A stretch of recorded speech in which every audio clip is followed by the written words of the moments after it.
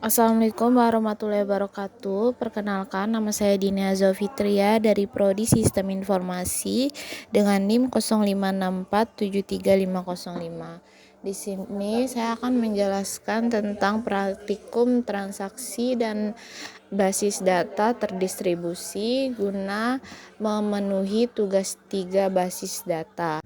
Langkah pertama yaitu kita buka aplikasi SAM dan pastikan Apache dan MySQL-nya itu berubah menjadi warna hijau seperti yang ada pada gambar. Lalu ketika dipastikan sudah berwarna hijau, kita buka web browser yang ada di komputer kalian atau laptop kalian seperti Google Chrome atau sebagainya. Kemudian masukkan alamat URL-nya https://localhost/phpMyAdmin/ sehingga akan tampil seperti yang dapat kalian lihat pada gambar ini.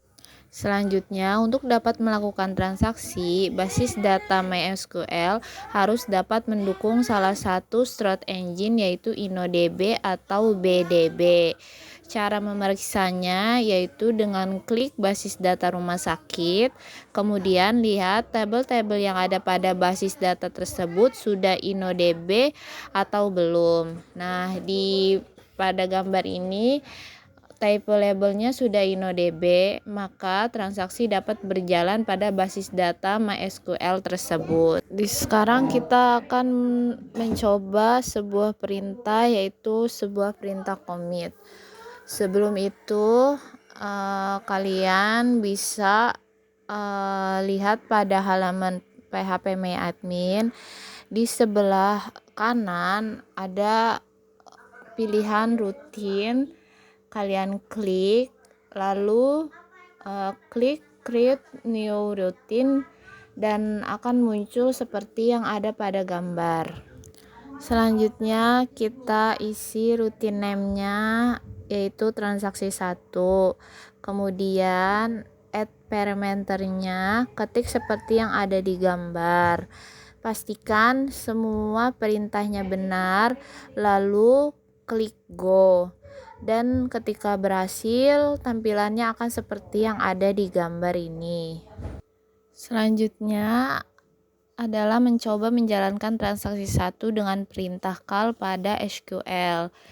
Kalian bisa pilih menu SQL yang ada pada di bagian atas, lalu ketik call transaksi 1, titik koma, lalu klik go.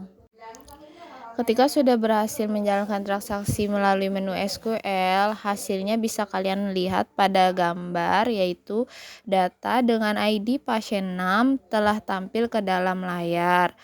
Tetapi kita bisa lihat bahwa tabel pasien tidak ada ID pasien 6 karena perintah yang disimpan pada sebuah transaksi 1 itu tidak menggunakan commit.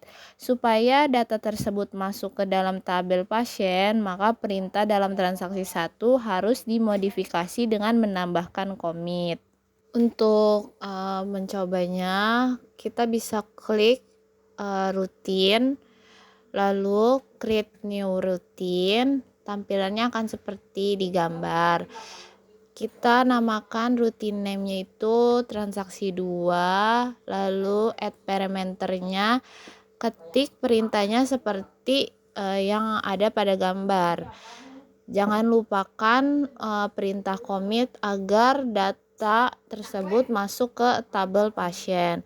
Ketika sudah dipastikan perintahnya benar, kalian bisa klik go, dan setelah berhasil, tampilannya akan seperti yang ada pada gambar ini. Untuk menjalankan transaksi 2 seperti yang telah dilakukan pada transaksi 1, yaitu dengan menjalankan perintah call pada SQL. Perintahnya masih sama, ketik call, lalu transaksi 2 titik koma, lalu klik go. Dan setelah berhasil, kalian bisa lihat bahwa di sini ada data pasien dengan ID pasien 6. Untuk memastikan apakah perintah commit itu berhasil, kita bisa lihat ke tabel pasien. Seperti pada gambar ini, sudah terlihat ya bahwa ID pasien 6 sudah tercantum, berarti perintah commit sudah berhasil digunakan. Perintah selanjutnya yang akan kita coba yaitu rollback. Rollback digunakan untuk menggugurkan perintah yang sedang berjalan.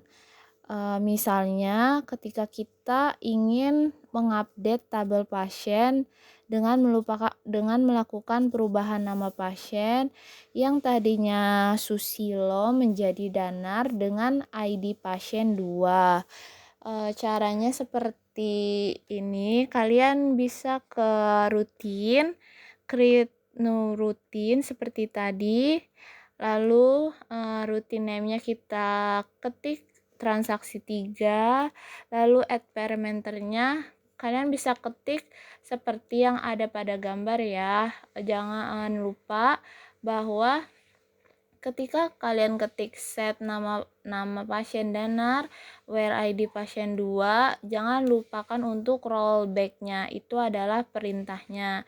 Lalu klik commit, dan ketika semua sudah diketik dengan benar, kalian bisa klik go, dan setelah selesai tampilannya akan seperti yang ada di gambar ini. Dan kita bisa ceknya dengan mengklik SQL, lalu ketik kal transaksi 3, lalu klik go. Dan hasilnya bisa kita lihat bahwa ID pasien 2 Susilo itu tidak berganti menjadi Danar karena kita sudah menggunakan perintah rollback. Selanjutnya kita akan coba perintah insert dan update ya. Caranya itu seperti ini, kita ketik rutin seperti tadi, lalu create new rutin, rutin name-nya kita ketik jadi transaksi 4, lalu add parameternya, misalkan kita ingin menambahkan data pasien, jadi kita ketik insert info pasien, ID pasien, nama pasien, alamat pasien, jenis kelamin, seperti yang ada pada gambar ya.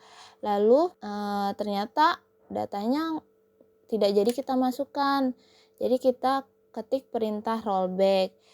Selanjutnya ternyata kita mau ngupdate nama pasien, jadi kita ketik di bawah rollback itu menjadi update pasien, set nama pasien Septin, where ID pasien 2, commit, lalu select from pasien, and ketika sudah dipastikan semua perintahnya benar, kita klik go, lalu ketika sudah benar tampilannya akan seperti yang ada pada gambar ini. Untuk melihat hasil dari perubahan data yang kita lakukan, yaitu tadi memasukkan data insert dan perubahan data pasien update, kita bisa klik SQL, lalu ketik kal transaksi 4, lalu klik go. Bisa kita lihat bahwa data yang kita masukkan tadi tidak ada karena kita sudah melakukan perintah rollback. Dan untuk update-annya kita bisa lihat di sini bahwa ID pasien 2 yang tadinya Susilo berubah menjadi Septin. Selanjutnya kita akan mencoba perintah checkpoint. Checkpoint merupakan tempat titik di mana proses terakhir disimpan. Misalnya ada 3 buah data yang akan dimasukkan ke dalam basis data. Lalu caranya seperti sebelumnya, kita klik dulu menu rutin, lalu klik create new routine, lalu routine name-nya kita beri nama transaksi 5. Untuk parameternya kalian bisa ketik seperti yang ada pada gambar, dan perhatikan bahwa baris kelima setelah melakukan insert yang pertama dilakukan save point dengan nama poin 1. Kemudian dilakukan insert yang kedua namun di rollback ke save point poin 1.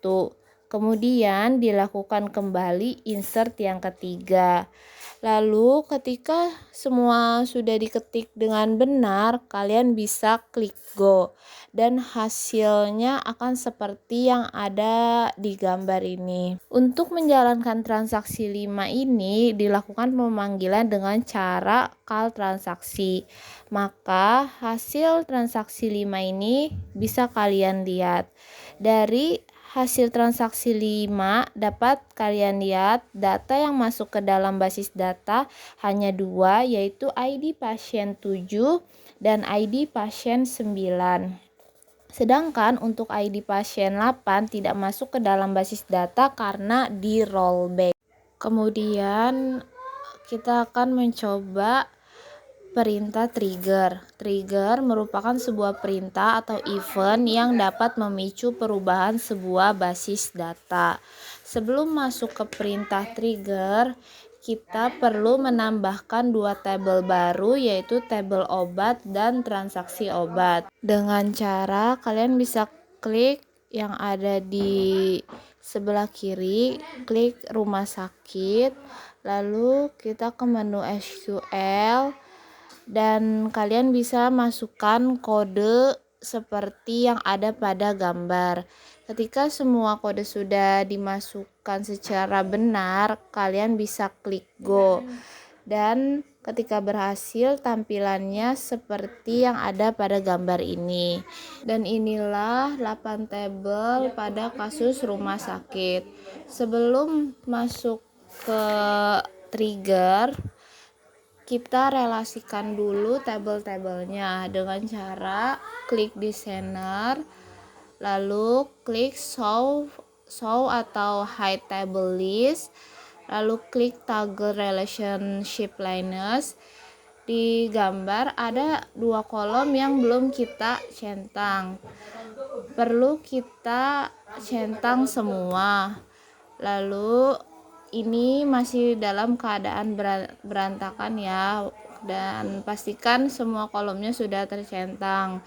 Kemudian kita rapikan relasinya, dan inilah tampilan pada relasi semua tabel rumah sakit.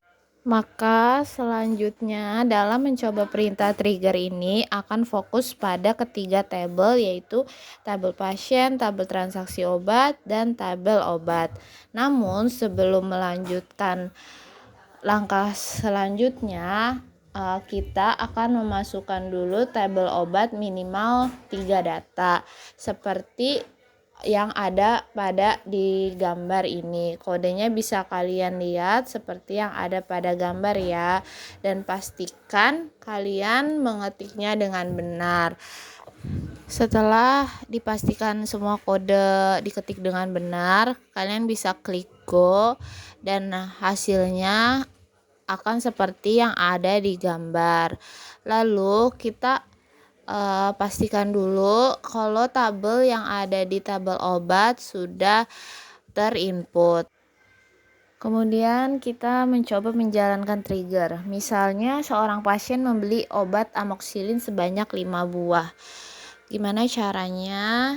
Yaitu kalian bisa klik kolom trigger, lalu klik create new trigger, lalu detailnya bisa kalian isi seperti yang ada pada gambar. Lalu klik go dan hasilnya akan seperti yang ada di gambar. Selanjutnya kita ke tabel transaksi obat, lalu klik SQL, lalu kalian masukkan kodenya seperti yang ada pada gambar. Ketik dengan benar dan pastikan semuanya sesuai dan klik go. Hasilnya akan seperti di tampilan gambar ini.